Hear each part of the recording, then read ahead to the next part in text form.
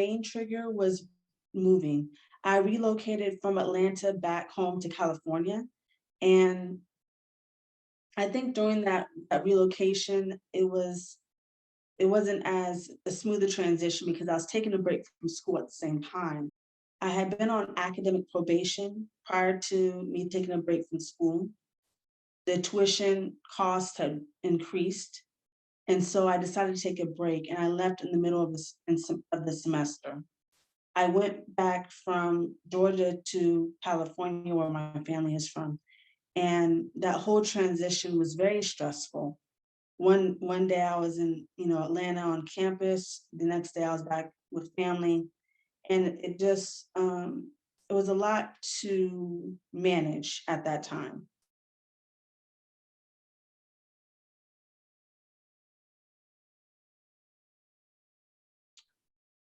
What led to my arrest was my breakdown.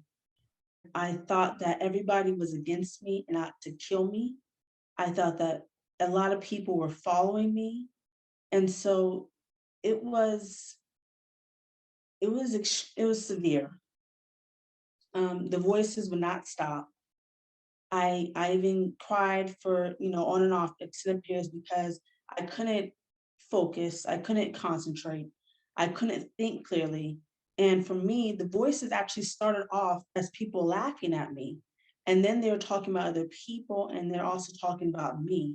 And it wasn't just one voice, it was multiple voices, male and female.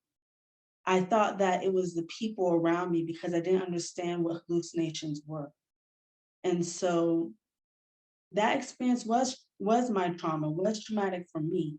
I did not have a lot of poor experiences growing up in my childhood, and so it kind of just hit me. However, learning about my diagnosis, reflecting on it, I probably had symptoms in high school, but I wasn't diagnosed until I was 20 years old.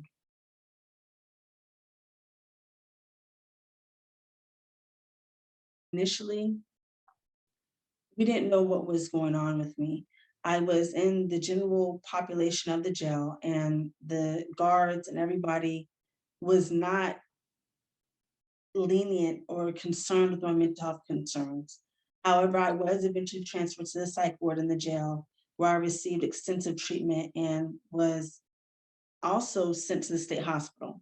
So my experience in jail, it it's been a little rocky, but it did shift because of the special attention I received, as well as being relocated to the state hospital.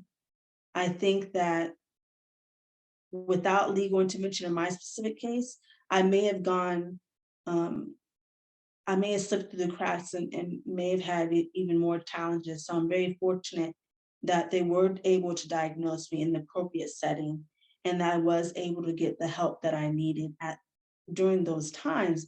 And it was, don't get me wrong, it was very stressful. The whole situation was very poor, but I was very fortunate to get a diagnosis to know exactly what I'm dealing with so that me and my family can learn how to manage and what needed to be done, which was to get involved in my treatment, learn more about my diagnosis, and to cooperate with the legal team so I can get out of that situation.